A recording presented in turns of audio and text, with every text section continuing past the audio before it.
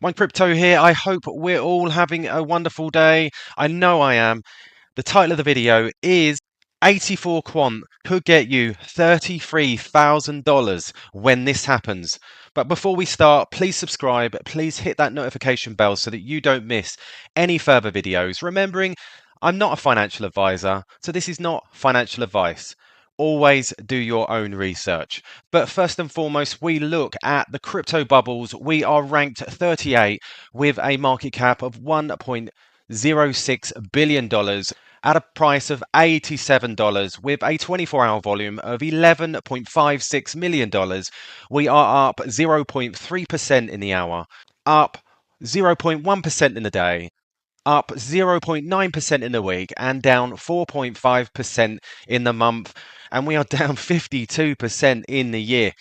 Anyhow, so yeah, looking a bit red today, not looking great, looking a bit shabby, but as I always say, I'm here for the long run.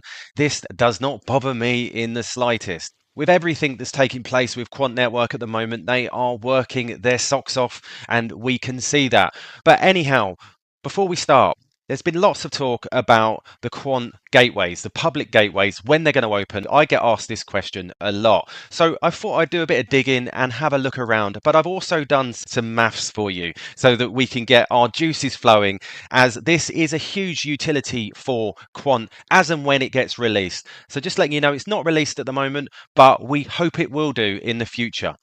So I saw this lovely article from CryptoSec and talking about the Quant Network Community Treasure design paper, which is a lot to do with the gateway as well. And this was written back in 2020, and Quant Network recently released the Overledger Network Community Treasury design paper, which complements the Overledger Network white paper. In this article, he discusses the community treasury design and how it will add additional utility to the Quant token and facilitate the launch of Overledger Network, which we already know has already been released. A horizontally scalable, decentralized trusted network of networks connecting all DLTs, permissioned, permissionless, and current and future, as well as existing networks where anyone will be able to run a node and contribute and be rewarded with transaction fees in Quant. That's what I'm interested in. So the Community Treasury is a multi-chain application operating in a trustless manner with the use of layer 2 unidirectional payment channels. This enables scalability for payments for transaction fees in Quant, with the vast majority of transactions being performed off-chain instantly, with only minimal transactions being done on-chain, such as opening and closing of channels and random reconciliations. This means despite Quant being an ERC20 token, it doesn't matter about Ethereum's low TPS or high ETH fees.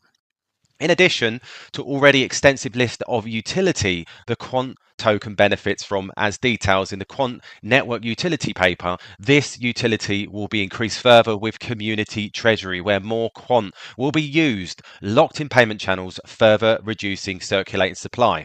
These deposits are for users to pay fees, as well as small deposits to cover against raising incorrect disputes. Gateway operators, and this is really important, must have a minimum deposit to join the network, which is a license fee, and will be much lower than the original 500 QNT that was planned. And that's what we're really interested in, is what that level will be. Will it be 100? Will it be 150? Will it be 200? Will it be less than that?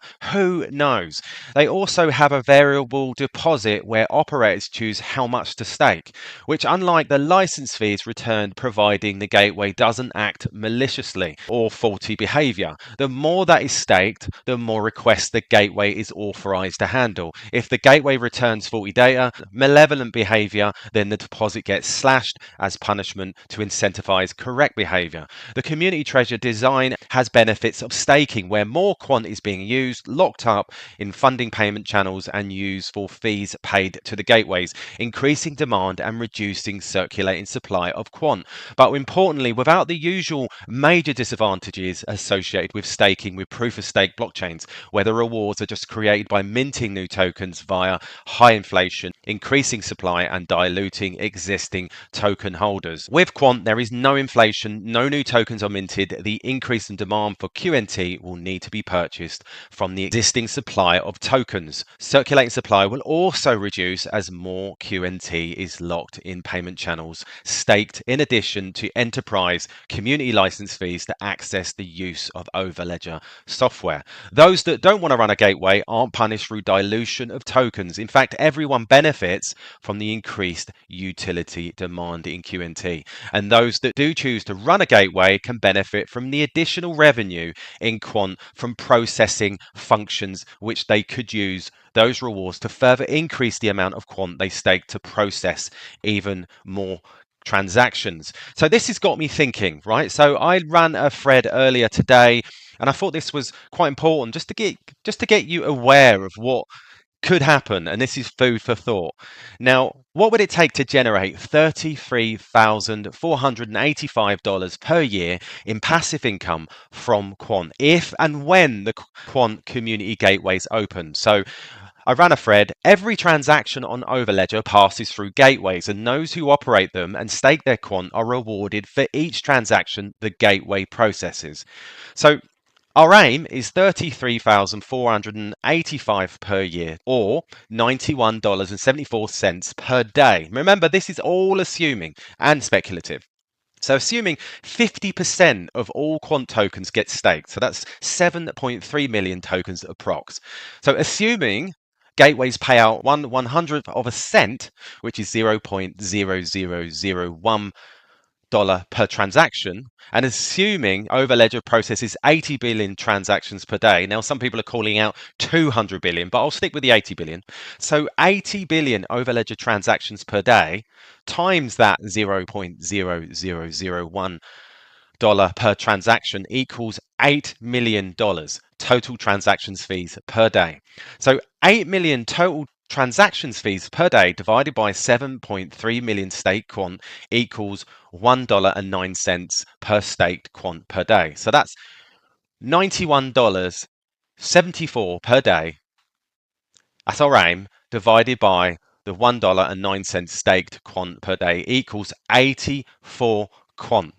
So in this example, users staking 84 Quant could make $33,485 per year approx from their gateway if the assumptions above play out. These calculations are assumptions, but the above is speculative math and not financial advice. At present, we don't know how much Quant will be needed to run the gateway. Initially, as I said before, it was 500 Quant, but this may be lower as per CryptoSect article. Now, with this in mind, this is actually quite bullish if the Quant network released the public gateways, which it's there, it's in their paper. So if this happens, I'm sure we will find out the details, and I'm sure that many people will want to run their own gateway. Now, that to me is a great utility. So reducing the circulating supply, running your own gateway, and being able to make that passive income, which I know many of you keep asking about, and I know if this comes about, I'll be doing the same. So there's some more news today. So Quant, we're proud to announce that we have joined the UK's preeminent Financial Services Association, which is massive, and we'll be speaking at UK F-Tweet's flagship event later this month. The Digital Innovation Summit is taking place on the 31st of October in London.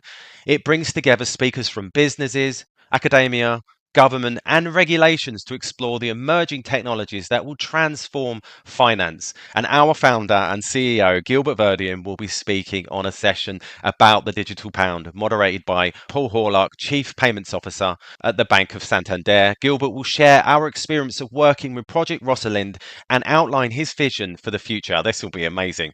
Joining Gilbert on the stage will be Tony McLaughlin, Emerging Payments and Business Development at Citi, Tom Mutton, CBDC Director, Bank of England, and Rod Garrett, Senior Advisor at the BIS. Now that is some names on that stage, and Quant is in the mix of it. This beats anything that happened at Cybos because look at those names. We've got Citi, we've got Bank of England, we've got the BIS, we've got loads more. I think HSBC are going to be there as well. These are huge, huge names. So there you go, guys. I'm sure I will be reporting on this on October 31st and we'll all be singing their praises. So there you go, guys. Just a short bit of news and a bit of lip puckering for you there, guys. All the best. Please subscribe. Please hit that notification bell so that you don't miss any further updates, and I'll catch you later.